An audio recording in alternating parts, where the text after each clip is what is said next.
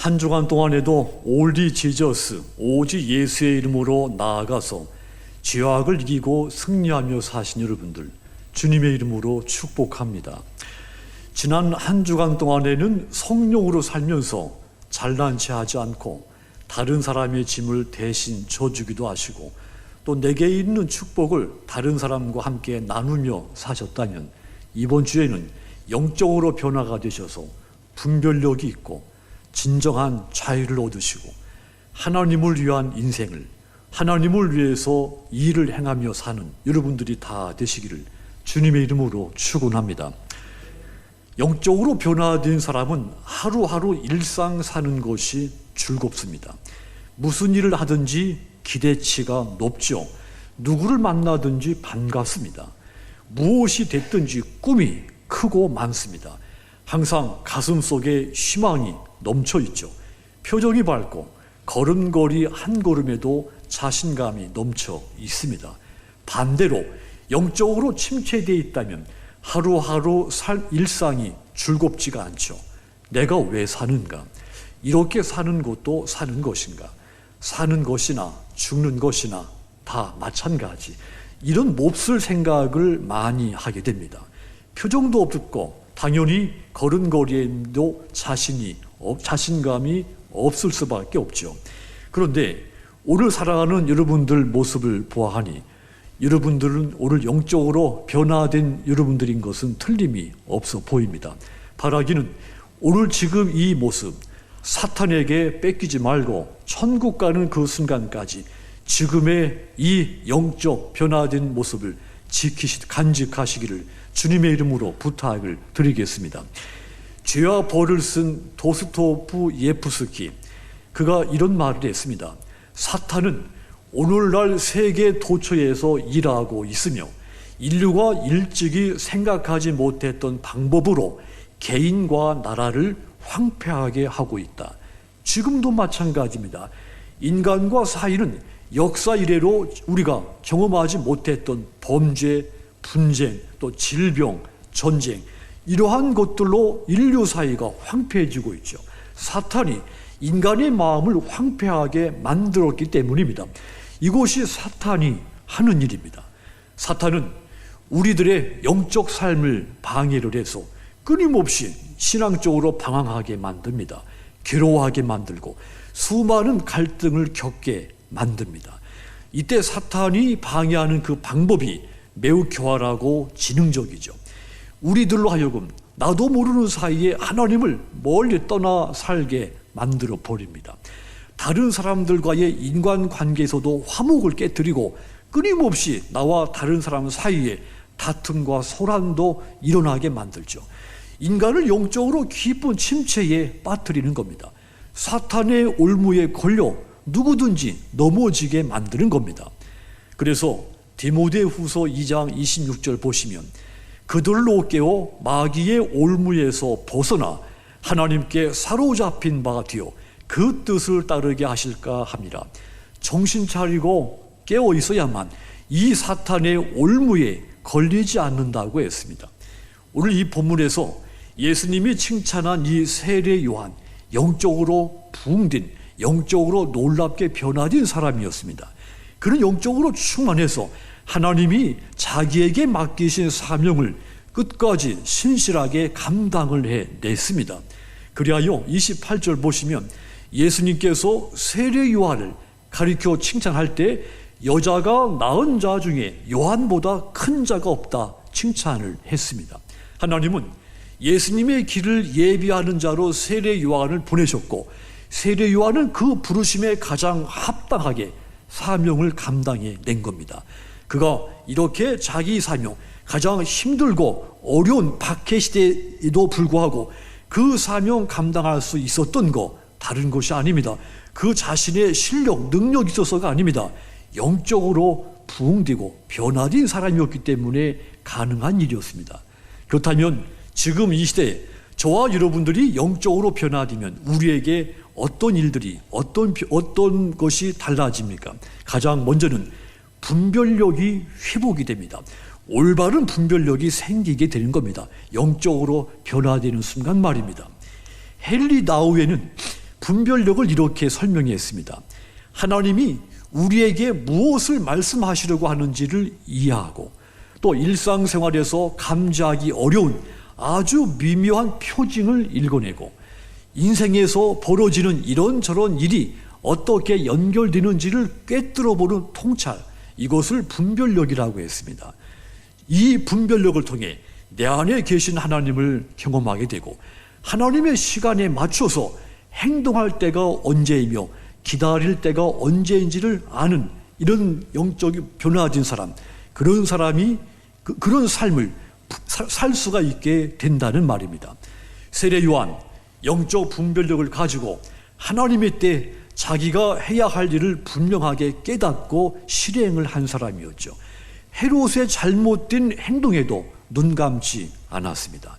그는 영적으로 옳은 것과 그릇된 것을 올바르게 분별하는 분별력이 있는 삶을 산 것이죠. 하여 하나님의 뜻을, 그가 사명을 이룰 수가 있었던 겁니다.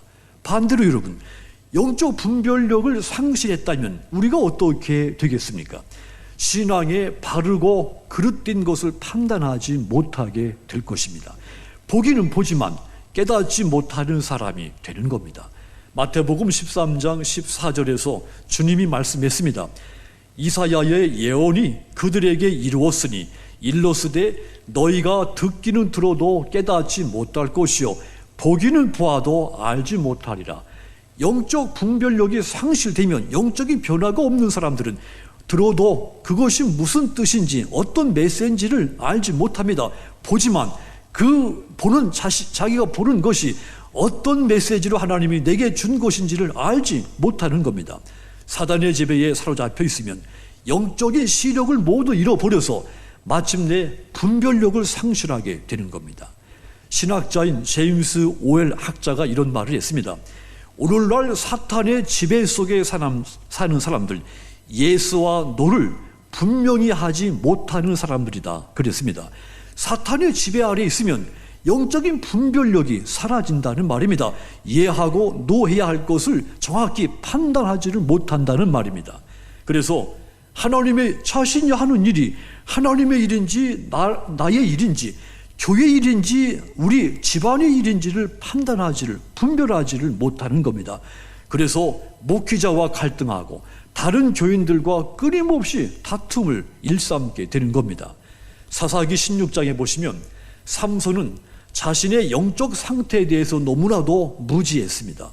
사사기 16장 20절을 보시면 드릴라가 이르되 삼손이요 블레셋 사람이 당신에게 들이닥쳤나이다 하니 삼손이 잠을 깨며 이르기를 내가 전과 같이 나가서 몸을 떨치리라 하였으나 여호와께서 이미 자기를 떠나신 줄을 따라합시다. 깨닫지 못하였더라. 잠을 자다가 깨어난 삼손, 내가 이번에도 지난번 같이 뛰쳐나가서 힘을 떨쳐야지. 하나님께서 이미 자기를 떠나신 것을 미처 깨닫지 못하고 있었던 것입니다. 분별력을 상실하고 있었던 것이죠. 삼손이 영적인 침체에 깊이 빠져 있었던 것입니다. 왜 삼손이 이렇게 이 자신의 상태를 올바르게 분별하지 못하게 됐겠습니까? 삼손이 서서히 무너져 내렸기 때문입니다. 갑자기 무너졌다면 내가 왜 갑자기 이러지?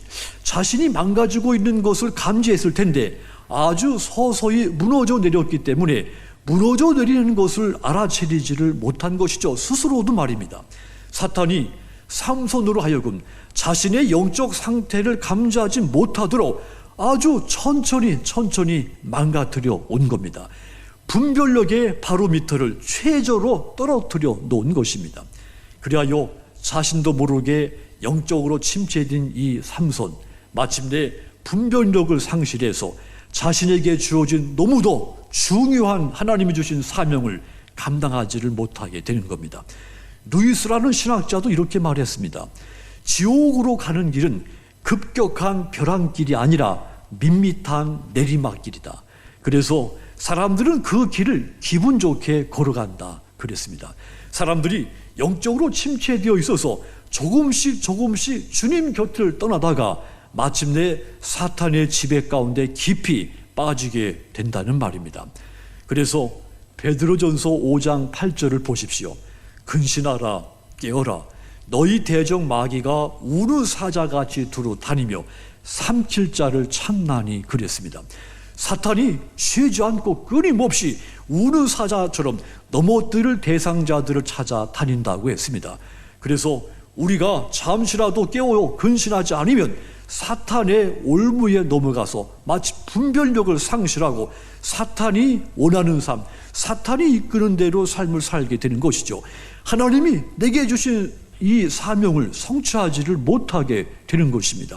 하지만 여러분, 우리가 영적으로 순간순간 깨어 있다면 아주 작은 변화도 금방 감지해서 사탄의 지배에 빠지지 않을 수 있게 될 것입니다. 그러므로 영적으로 항상 깨어 있으셔서 하나님의 뜻과 하나님의 때를 정확히 분별하고 선과 악을 분명하게 분별해서 바르게 행하시는 여러분들이 되시도록 부탁을 드립니다. 그리하여 하나님께서 여러분들에게 맡기신 귀중한 사명을 마지막 순간까지 아름답게 성취해내시기를 주님의 이름으로 축원합니다. 영적인 변화가 내게 있으면 또 내 안에서 어떤 것이 달라지는가 하면 내가 갇혔던 자에서 자유한 자가 되는 겁니다. 눌렸던 자에서 해방되는 자가 되는 겁니다. 에덴 동산, 인간이 자유하며 살 수 있는 세계였습니다. 하나님이 그렇게 만들어 놓으신 동산이었죠. 그런데 인간은 죄로 말미암아 그 자유를 뺏겼습니다. 잃어버린 것이죠. 죄의 종이 되었고 죄의 노예가 됐습니다. 죄에게 결박을 당한 것이죠. 그때부터 인간은 자유롭지 못하게 됐습니다. 하나님과 자유롭지 못하게 됐고 다른 사람들과도 자유롭지 못하게 됐습니다. 하지만 여러분, 하나님은 이미 죄의 노예가 돼버린, 구속돼 버린 인간을 구원하시기 위해서 독생자 예수님을 우리에게 보내신 겁니다. 그리하여 누구든지 예수를 그리스도로 믿는 사람마다 구원을 받아서 죄로부터 자유를 얻게 하신 것입니다. 본문 21절 다시 보시면 마침 그때에 예수께서 질병과 고통과 및 악귀 들린 자를 많이 고치시며 또 많은 맹인을 보게 하신지라. 예수님께서 많은 병자를 고치셨는데 그 중에 악귀 들린 사람을 고치셨다 그랬습니다. 악귀 들린 사람, 어떤 사람입니까? 사탄의 지배를 받는 사람, 영적으로 망가져 갇혀있는 사람입니다. 예수님은 그를 고쳐주심으로써 영적으로 자유하도록 해방되도록 하신 겁니다. 하나님은 자유를 잃어버린 인간을 본래 모습대로 창조된 처음 자유인의 모습대로 회복시켜 주시기 위해서 독생자 예수님을 이 세상에 보내셨다 했습니다. 구원을 받는다 이 말, 자유를 얻는다는 말과 같이 사용이 됩니다. 자유라는 말, 풀어준다, 해방한다는 뜻입니다. 인간이 죄로 말미암아 묶여있던 모든 결박으로부터 자유를 누리도록 풀어주는 것, 이것이 구원의 그 속의 자유입니다. 예수 믿고 구원받았다 이 말, 죄의 결박으로부터 풀려 자유인이 되었다는 뜻입니다. 자유인이 되었다는 말, 하나님의 영성으로 하나님과 자유로운 관계가 회복이 됐다는 뜻이기도 합니다. 하나님의 아들 예수님이 이 참된 자유를 주시기 위해서 낮고 전한 이 땅에 인간의 몸을 입고 성육신 하신 겁니다. 하지만 여러분, 그러함에도 불구하고 이 세상에서는 아직도 갇혀있는 사람, 죄악에 눌려있는 사람들이 수없이 많습니다. 오늘 본문 22절과 병행을 이루고 있는 말씀이 누가복음 4장 18절입니다. 거기 보시면 주의 성령이 내게 임하셨으니 이는 가난한 자에게 복음을 전하게 하시려고 내게 기름을 부으시고 나를 보내사 포로된 자에게 자유를, 눈먼 자에게 다시 보게 함을 전파하며 눌린 자를 자유롭게 하고, 끝부분에 눌린 자를 자유롭게 하고, 이 일을 위해서 우리 주님이 이 땅에 오셨다는 말씀입니다. 눌린 자, 누구를 말합니까? 죄악에 사로잡힌 자입니다. 세상의 짐에 둘러싸여 있는 자를 말합니다. 근심에 눌린 자, 양심에 저당 잡힌 자, 마지못해 억지로 예수 믿는 자 또한 눌린 자, 갇힌 자입니다. 그러니까 내 신앙이 교회 중심에 있지 못하고 교회 밖에 머물러 있다면 나는 여전히 눌린 자며 갇힌 자인 겁니다. 나쁜 마음을 품고도 내 마음에 아무런 가책이 들지 않습니다. 나는 아직 눌린 자, 갇힌 자입니다. 즐거운 일을 생각하는 시간보다 더 근심스럽고 고통스러운 부정적인 것을 더 많이 생각하고 산다면 나는 아직 눌린 자며 갇힌 자입니다. 여러분들이 누군가를 미워하게 되면 여러분 마음속에는 수많은 잡념들이 생기게 마련이죠. 그 사람에 대해서 이것도 싫고 저것도 믿고 그가 말하는 모든 것이 싫고 인사하는 것도 보기 싶어 하지 않습니다. 심지어는 그가 웃는 것조차도 기쁘게 보이지 않고 밉게 보이게 됩니다. 마음속에 온통 미운 생각들로 가득 차게 되면 미움의 포로가 되는 것이죠. 미움이라고 하는 것에 눌리고 갇히게 되는 겁니다. 그때부터는 그분 마음속에는 자유는 없습니다. 마음이라고 하는 감옥에 갇혀버리게 되는 것이죠. 이런 상태에 있는 사람에게 자유는 없습니다. 항상 근심, 걱정, 우울한 그런 일들 속에 눌려 살게 되는 것이죠. 사무엘상을 보시면 사울왕은 다윗을 시기하고 미워하는 그 감정이 매우 공격적이고 파괴적이었습니다. 그 미워하고 시기하는 감정이 너무도 크고 깊어서 마침내는 사울 자신의 감옥이 되어버리고 말았죠. 그 잘못된 마음의 감정이 스스로 포로가 된 겁니다. 그래서 평생 다윗을 없애야 한다고 하는 그 마음의 집착에서 벗어나지를 못했습니다. 그 미움 때문에 한 나라의 왕이었음에도 불구하고 감옥에 갇힌 사람같이 포로로 붙잡힌 사람같이 그렇게 인생을 산 겁니다. 가장 자유로운 사람인데 가장 부자유로운 사람으로 산 겁니다. 이 사울의 마음속에 진정한 자유가 사라져 버린 것이죠. 사울이 왜 그렇게 됐습니까? 사울에게서 여호와의 영이 떠나버렸기 때문입니다. 하나님의 영이 떠난 사람은 반대로 시기와 질투, 의심, 악신에 눌리고 갇히고 억눌린 자로 살게 되는 겁니다. 인간은 하나님의 생기를, 하나님의 영을 공급받아야 할 영적인 존재입니다. 그래서 인간은 하나님과 멀어지면 참된 자유도 멀어지게 마련입니다. 오직 하나님으로 채워진 영혼, 하나님으로 만족하는 영적인 사람만이 참된 자유를 누리게 되는 겁니다. 만약 이 사울 안에 하나님의 영으로 충만했더라면, 하나님의 주신 그 영이 변화됐더라, 영적인 삶이 변화되었더라면 다윗을 자기 사람으로 품었을 것입니다. 포상을 내리고 가장 그 직책을 올려줘서 자기 가장 옆에 두고 더 충성하게 만들었을 겁니다. 하나님의 영으로 가득 찬 사람은 미워하고 시기하는 것보다는 사랑하고 협력하는 것이 더 평화롭고 자유롭다는 것을 잘 알기 때문이죠. 누구든지 이 사실을 깨닫고 하나님께 가까이 나아가서 하나님의 영으로 채운다면 그 사람의 영혼의 마음에는 참된 자유가 넘치게 될 것입니다. 그러므로 예수 그리스도로 말미암아 죄에서 자유함을 받은 여러분, 영적으로 끊임없이 변화되셔서 눌린 자, 갇힌 자에서 진정으로 참된 자유를 얻는 여러분들이 다 되시기를 주님의 이름으로 축원합니다. 영적으로 내가 변화되면 또 내게 어떤 것이 달라지는가 하면 더 이상 내 인생을 살지 않습니다. 더 이상 나를 위해 일하지 않습니다. 반대로 하나님을 위한 인생을 살고 하나님을 위해서 일하기 시작하는 겁니다.